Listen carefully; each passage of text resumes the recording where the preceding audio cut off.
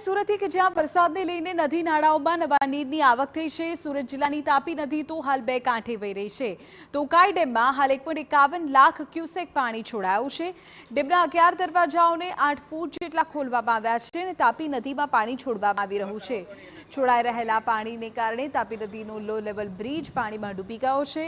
Low level bridge પાણીમાં ડૂબતા એક ગામથી બીજા ગામનો સંપર્ક તૂટી ગયો છે। તંત્ર દ્વારા તાપી નદીના કાંઠે આવેલા ગામડાઓને એલર્ટ કરાયા છે।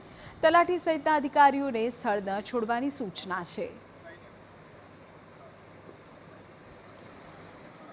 સુરત જિલ્લામાં છેલ્લા 24 કલાકથી વરસાદી માહોલ જામ્યો છે। અવિરત વરસાદ વરસી રહ્યો છે, જેને લઈને નદી નાળાઓ છલકાઈ ગયા છે। હાલ આપણે છીએ સુરત જિલ્લાના હરિપુરા ગામ પાસે। હરિપુરા ગામ પાસે જે તાપી નદી પસાર થાય છે, આ તાપી નદી બે કાંઠે વહી રહી છે, કારણ કે દક્ષિણ ગુજરાતના ખેડૂતોની જીવાદોરી સમાન ઉકાઈ ડેમમાં મોટી માત્રામાં પાણીની આવક થતાં ઉકાઈ ડેમનું રૂલ લેવલ જાળવવા માટે તંત્ર દ્વારા તાપી નદીમાં પાણી છોડવામાં આવી રહ્યું છે। ઉકાઈ ડેમમાં હાલ 1,99,000 ઇનફ્લો છે, જેની સામે 1,51,000 આઉટફ્લો કરવામાં આવ્યું છે અને ઉકાઈ ડેમના 11 દરવાજા 8 ફૂટ ખોલી દેવામાં આવ્યા છે અને તમામ હાલ આ પાણી છે તે તાપી નદીમાં છોડવામાં આવ્યું છે। જે રીતે ઉકાઈ ડેમમાંથી તાપી નદીમાં પાણી છોડવામાં આવ્યું છે, જેને લઈને જે આ હરિપુરા ગામ પાસે લો લેવલ બ્રિજ છે પાણીમાં ગરકાવ થઈ ગયો છે। સાવચેતીના ભાગરૂપે અહીં પોલીસ જવાનો પણ તૈનાત કરી દેવામાં આવ્યા છે અને કોઈ પણ વાહન ચાલકો કે રાહદારીઓને આ લો લેવલ બ્રિજ પર પસાર થવા દેવામાં આવી રહ્યા નથી।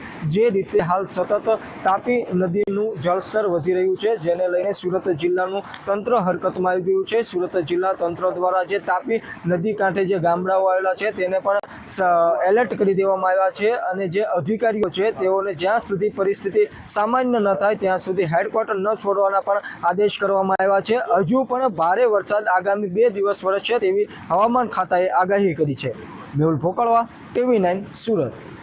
આમ તો હવે આ વરસાદને લીધે પાણી આવે છે કાયમ, એટલે થોડી હાલાકી વધારે રહી છે। હવે આ બ્રિજનું કામ પૂર્ણ થશે ત્યારે થોડું સારું રહેશે। હમણાં અત્યારે અમારે જવું હોય તો માંડવી થઈને એમ જવું પડે, ત્યારે આ અમારે સીધું પડે એમ।